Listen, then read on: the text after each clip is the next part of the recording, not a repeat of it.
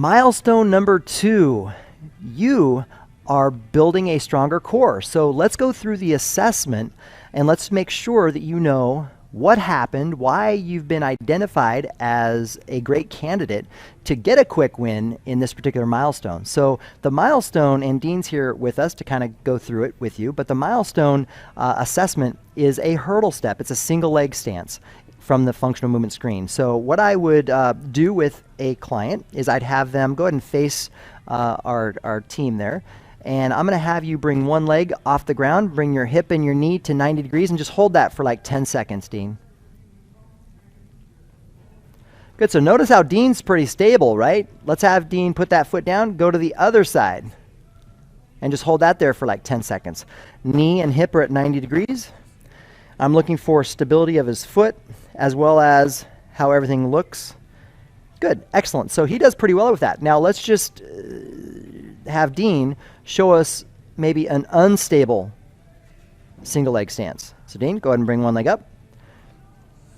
Yep, he's got some stability issues there. So when we look at a person in this position, they're gonna tell us right away whether they have that reflexive core stability, i.e. balance, or not. So his feet could be grabbing on like talons. He could be all over the place in terms of his body. He might even lose his balance, right? That could happen. So this is a subjective assessment for us. The functional movement screen is actually something that's a little bit more objective, where you actually go over a string and right back. They're all very similar. So for us, that single leg stance, like I said, is a little subjective, but we're really looking for reflexive stability, i.e. balance.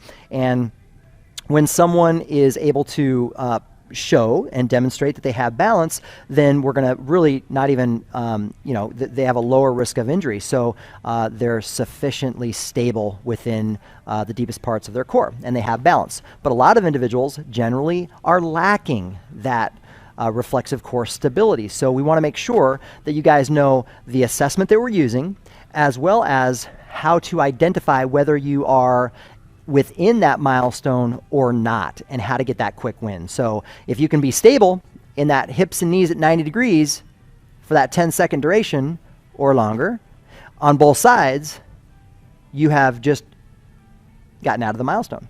If you're all over the place and you can't quite, keep your balance, then we're going to work through the day 1, day 2, and day 3 workouts for milestone number 2.